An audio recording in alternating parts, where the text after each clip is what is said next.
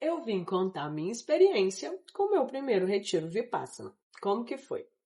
Eu fiquei sabendo há uns 5 anos atrás e acabou que pela correria do dia a dia, por ser muito difícil de conseguir fazer a inscrição, porque para mulher é ainda mais difícil, é muito concorrido. Tipo assim, esse que eu consegui, eu acordei 5 da manhã, coloquei o despertador no dia e fui lá no site e consegui fazer, mas no primeiro horário.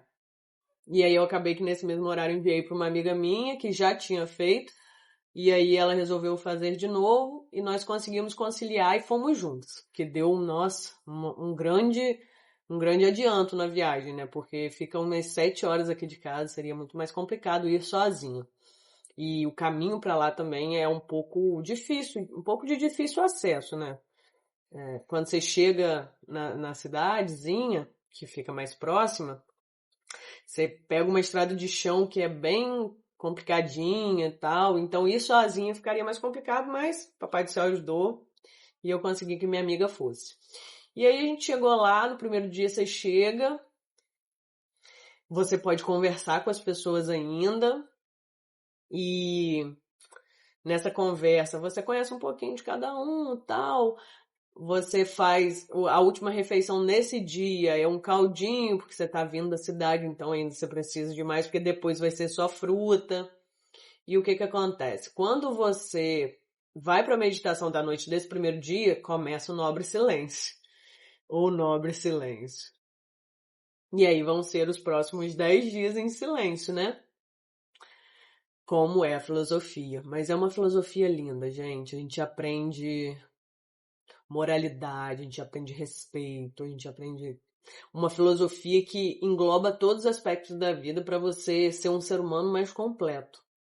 Você não se apegar às sensações do corpo, você não se apegar aos sofrimentos, porque isso tudo é transitório, a nossa vida é transitória, então é uma experiência muito enriquecedora. Os primeiros 3 dias são de meditação anapana. A meditação anapana é uma meditação para acalmar a mente, que você foca na respiração. E depois, posteriormente, você vai começar a focar nas sensações do corpo para poder observar onde estão as suas sankaras, as suas dores. E é aí que o corpo começa a colocar para fora. Mas é muito interessante, é uma filosofia linda. Eu pretendo voltar, depois você pode voltar para servir. Eu pretendo voltar para fazer o serviço. E é difícil, não é fácil. Principalmente, assim, a gente sente muita falta do vínculo. Porque quando você não tem nenhum vínculo com as pessoas, assim, nenhum olhar, nenhum tipo de aprovação, nenhum tipo de, sabe, de confirmação, nenhum sorriso, você começa a sentir meio sozinho e tal. Mas é necessário, é um- uma solidão necessária aquele momento. E o lugar é lindo, é em meio à natureza. É em meio à natureza. É muito bonito mesmo. E você sente como se você estivesse no céu. Eu falava, meu Deus, será que eu morri? E o céu é isso aqui? Porque sempre ficava assim, uma nuvem, era muito nublado. E eu ficava meio que viajando, né? Porque é muito tempo, gente. De meditação, você medita em média, acho que são 10 horas por dia. Então, é uma experiência muito profunda. O próprio Goenka fala que é como se você estivesse fazendo uma cirurgia. Uma cirurgia muito delicada, que você tem que entender e suavizar o processo. Todos os dias, o dia começa por volta de 4:30 da manhã, você levanta, se ajeita e vai para a primeira meditação é por volta de 5, e aí depois sempre tem meditação. Só para 1 hora no horário do almoço e no horário do lanche. E tem os intervalos, que as meditações ficam mais flexíveis. Mas é bem intenso, não é um retiro para ir para descansar, não, gente. É para ir para se conhecer mesmo, para sentir o que o seu ser quer te mostrar, né? Para sentir, para aprender que o sentir não é a nossa natureza real. O sentir é uma expressão do nosso corpo, um produto. Não é o que a gente realmente veio para ser, para fazer.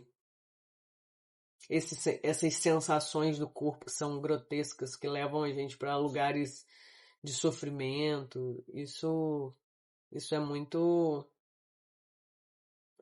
transitório para que a gente se apegue a elas. E aí, vou olhar aqui minha colinha para saber. Os quartos são compartilhados, principalmente das primeiras vezes. Só é separado, mulheres e homens, né? E aí, no quarto que eu fiquei com mais duas meninas. E foi bom, foi muito bom, porque você acaba meio que se comunicando sem se comunicar com aquelas pessoas. Então, você entende novas dinâmicas. Assim, é uma solidão compartilhada. Mas o quê? Bicho, tem muito bichinho, muito sapinho, rã, perereca, cobra, mas não no lugar dos quartos, gente. Pode ir tranquilo. É assim, quando você sai em volta assim da floresta, que você vai olhar e às vezes você vê um bichinho ou outro. Mas no lugar em si não tem quase bicho, não. Tem só mais sapinho mesmo.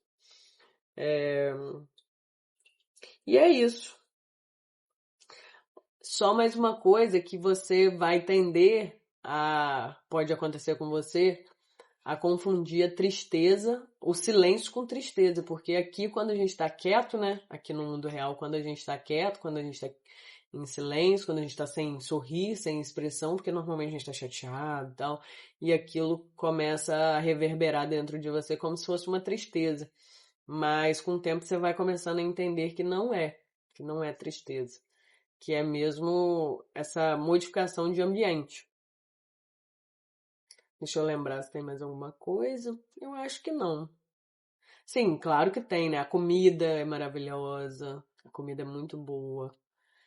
E é uma experiência única, que vale muito a pena. É uma experiência que é sofrida, é um pouco sofrida em certo grau, mas que vale muito a pena. Então, um bom retiro para você que vai, aproveite bastante, dê o seu melhor, se dedique e não desista. Vá para não desistir. Boa sorte.